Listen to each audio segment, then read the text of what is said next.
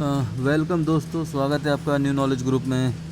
और चलिए बात करते हैं थोड़ा कल के लिए, कल का क्या प्लान रहना चाहिए।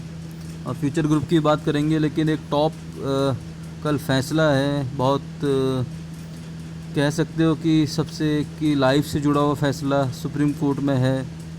सो मतलब सबसे लाइफ से मैं इसलिए बोल रहा हूँ, वो बैंकों से, कॉरपोरेट से, इंडिविजुअल पब्लिक से रिलेटेड फैसला है। सो बहुत बड़ा फैसला है। तो थोड़ा सा उसमें देख लेते हैं। पहले जो मोदी गवर्नमेंट ने कहा है कि सरकार 18 और महीने के लिए स्थगित कर सकती है ईएमआई भुगतान। तो दोस्तों ये बहुत बड़ी न्यूज़ है और बहुत कह सकते हैं कि मतलब मार्केट के हिसाब से बहुत बड़ी न्यूज़ है, बहुत ज़बरदस्त। क्योंकि आप सभी को पता है कोरोना काल में अर्थव्यवस्था पूरी तरह खस्ता हाल हो गई है और मोदी गवर्नमेंट चांसेस हैं कि बड़ी राहत देने की मूड में है, लेकिन अभी फैसला नहीं है, ये चांसेस है। क्योंकि 18 महीने से लिखा है कि उन्होंने बोला है कि हम 2 साल तक दे सकते हैं, और आपको पता ही है 6 महीने ऑलरेडी ये छूट और ये रियायत ऑलरेडी दी गई है। सो कल मेरे हिसाब से सभी को इस जो भी इसका आता है निष्कर्ष, उस पर ज़रूर ध्यान देना चाहिए, ईच एंड एवरी पर्सन को। और साथ ही साथ एक दूसरा केस भी इससे जुड़ा था, जो इस पीरियड में इंटरेस्ट लगेगा, चक्रवृद्धि ब्याज, उसका क्या होगा। सो उसका फैसला भी कल ही होगा। सो बैंकों के एंगल से भी कल का बहुत बड़ा दिन है, और इंडिविजुअल और कॉर्पोरेट के हिसाब से भी बहुत बड़ा दिन है, क्योंकि इस फैसले में बहुत कुछ निर्भर करता है। सो मेरे हिसाब से हम लोगों को इससे बिल्कुल अपडेट रहना ज़रूरी है, क्योंकि कल पॉसिबिलिटीज़ है, अगर ये फ़ैसला, ये मोरेटोरियम बढ़ जाता है तो जाहिर सी बात है बैंक निफ्टी प्रेशर में आएगी और शेयर गिरने के चांसेस है बहुत ज़्यादा। और नहीं आता तो दैट इज़ अदर थिंग, लेकिन बहुत कम चांस है। अगर 2 साल बोला है तो कम से कम मेरे हिसाब से दिसंबर तक तो ये बढ़ना ही चाहिए, अगर 2 साल का प्रपोज़ल है। तो देखते हैं कल क्या होता है। सो आगे बढ़ते हैं, अब बात करते हैं फ्यूचर ग्रुप की।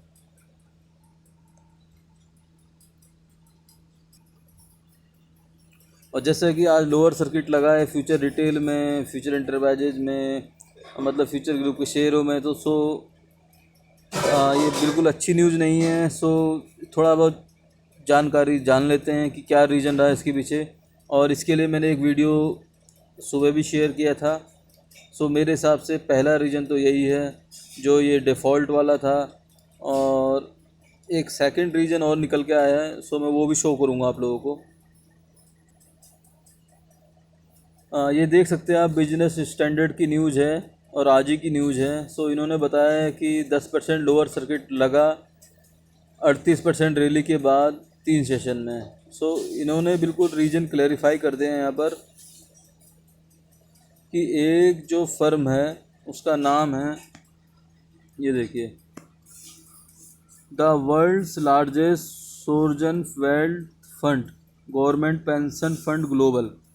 इसने जी कल मंडे को अपने ओपन मार्केट में 9.5 मिलियन शेयर सेल कर दिए, जो कि फ्यूचर रिटेल के 1.75, आप समझ रहे हो, 0.25% की हिस्सेदारी के बराबर है।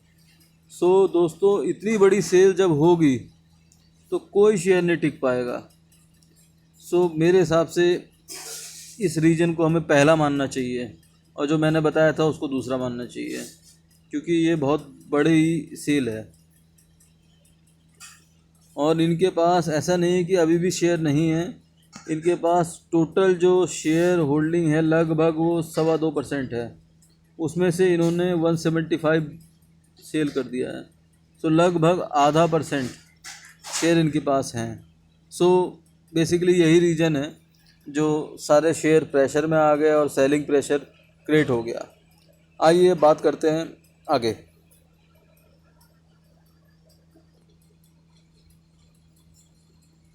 रिलायंस इंडस्ट्रीज़ ने एक पत्राचार भी किया है फ्यूचर ग्रुप से रिलेटेड, आज एनएससी बीएससी में। सो देख लेते हैं, इन्होंने थोड़ा डिटेल शेयर करी है डील को लेके। बेसिकली इन्होंने जो एक मीडिया रिलीज़ 29 अगस्त को डाली है उसकी इन्फॉर्मेशन दी है कि इन्होंने जो कंपनी है Shardul Amarchand Mangaldas and Khaitan and company, इन्होंने लीगल का काम देखा है और देख रहे हैं इस डील में। और उसके साथ साथ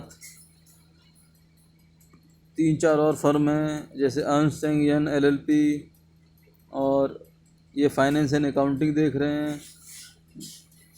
डिलॉयट ये वेरिफिकेशन कर रहे हैं प्रॉपर्टी वगैरह की। सो बेसिकली ये एक अपडेट था, पत्राचार था सेबी के साथ, ये NSE BSE के साथ रिलायंस का।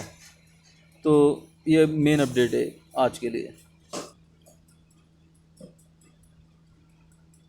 क्योंकि इन्हीं अपडेटों की वजह से हम थोड़ा सा आइडिया लगा सकते हैं, प्रिडिक्ट कर सकते हैं कि ये डील कब तक फाइनलाइज हो जाएगी, इसकी रिकॉर्ड डेट कब आएगी। सो मे बी रिलायंस एक्टिवली काम कर रहा है इस पर। सो हमें बहुत जल्दी इस पर कुछ ना कुछ एक्शन जल्दी मिलने की उम्मीद है। ये देखिए आप, इसमें फाइनेंशियल एक्सप्रेस में भी ये छपा हुआ है।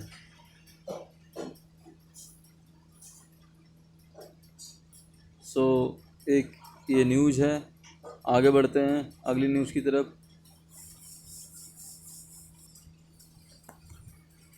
और जैसा कि मैंने पहले भी अपडेट करा है कि सचिन बंसल जी जो हैं वो पूरी तरह बयानी जी के जो इंश्योरेंस का बिजनेस है उसके JV को लेके बहुत एग्रेसिव हैं। सो मे बी फ्लिपकार्ट के साथ ये डील बहुत जल्द होने की संभावना लग रही है, क्योंकि और इससे ये थोड़ा सा क्लैरिटी है कि 1400-1500 करोड़ की डील होगी। और अगर ये डील हो जाती है तो मे बी बयानी जी इससे अपना जो डेब्ट है उसको थोड़ा रिड्यूस कर देंगे तो ज़्यादा अच्छा रहेगा फ्यूचर ग्रोथ के लिए।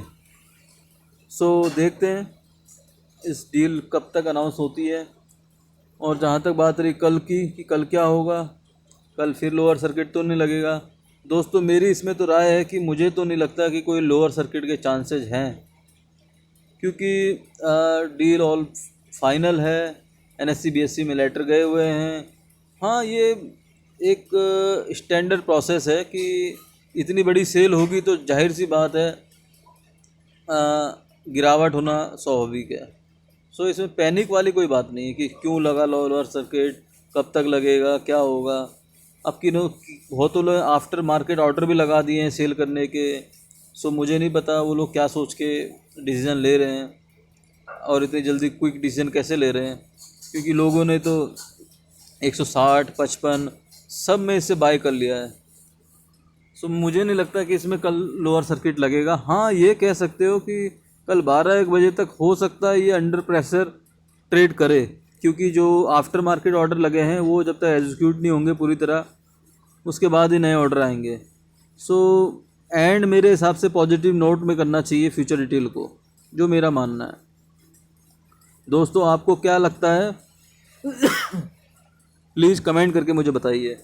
और जो भी मेरे चैनल में नए हैं मेरा चैनल सब्सक्राइब करिए, क्योंकि सबसे फास्ट, सबसे सटीक और सबसे सुपर फास्ट कह सकते हो आप, मैं अपडेट देने में बिलीव रखता हूँ, जो आप अपने फाइनेंशियल एडवाइज़र से चेक करके डिस्कस करके आपके डिसीजन लेने में आपको तुरंत हेल्प करे। मैं ऐसी न्यूज़, ऐसी अपडेट देने में बिलीव रखता हूँ। सो मेरा मोटिव है कि लॉस ना हो किसी रिटेल इन्वेस्टर को। सो मेरे साथ जुड़िए, मेरा चैनल सब्सक्राइब करिए। और एक चीज़ और, एक न्यूज़ और भी है कि क्या अब रिलायंस रिटेल इतना बड़ा बन जाएगा तो उसके बाद डी मार्ट अंडर प्रेशर हो जाएगा, या डी मार्ट का जो एक रुतबा कह सकते हो रिटेल सेक्टर में उसको आँच या कुछ मतलब कुछ गिरावट संभव है वहाँ पर बिजनेस में। आपको क्या लगता है दोस्तों, इसमें मुझे आपके सुझाव चाहिए और कमेंट चाहिए। मुझे तो नहीं लगता कि कुछ ज़्यादा फ़र्क पड़ेगा, क्योंकि डी मार्ट के मेरे हिसाब से जो डेटा कहता है उसका रेंट वाला जो एक्सपेंस है वो बहुत कम है, क्योंकि मोस्ट ज़्यादातर उसकी बिल्डिंग खुद की ही है जिसमें उसके स्टोर हैं। सो जब एक्सपेंस कम होगा तो मेरे हिसाब से तो लॉन्ग टर्म बिजनेस चलेगा। सो दोस्तों आज के लिए इतना ही, और कुछ ताज़ा अपडेट या कुछ एडिशनल अपडेट जो इम्पोर्टेंट अपडेट होगा मैं ज़रूर आपके साथ इमीडिएट शेयर करूँगा। सो सब्सक्राइब करते जाइए, लाइक करते जाइए, और कुछ एडिशनल क्वेश्चन हैं तो वो आप कमेंट बॉक्स में पूछ सकते हो। थैंक यू दोस्तों, बाय बाय।